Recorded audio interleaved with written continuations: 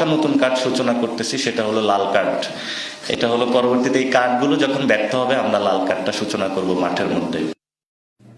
Smart card বা family card নয়, এবার সরাসরি লাল কার্ড নিয়ে মাঠে নেমেছেন এনসিপি নেতা নাসির উদ্দিন পাটোয়ারি। কিন্তু কাদের দেখাবেন এই লাল কার্ড, আর কেনই বা কৃষকদের নিয়ে এত হাহাকার? বুধবার রাজধানীর একটি সেমিনারে সরকারের তীব্র সমালোচনা করে এনসিপির মুখ্য সংগঠক নাসির উদ্দিন পাটোয়ারি বলেন, ধান মার্কা ক্ষমতায় থাকলেও দেশের আসল ধান এখনো পানিতে তলিয়ে আছে। বাজেটে কেবল কার্ড ধরিয়ে দিলেও কৃষকদের পেট ভরে না, বরং তারা কতটুকু সুবিধা পাচ্ছে সেটিই আসল প্রশ্ন। সেমিনারে তিনি অভিযোগ করেন, শেখ হাসিনা স্মার্ট কার্ডের নামে কোটি কোটি টাকা হাতিয়ে নিয়েছে।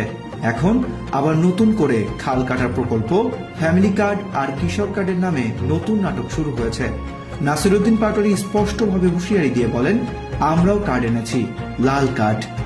এসব প্রকল্প যদি কৃষকদের কাজে না আসে তবে আমরা লাল কার্ড দেখাতে দ্বিধা করব না।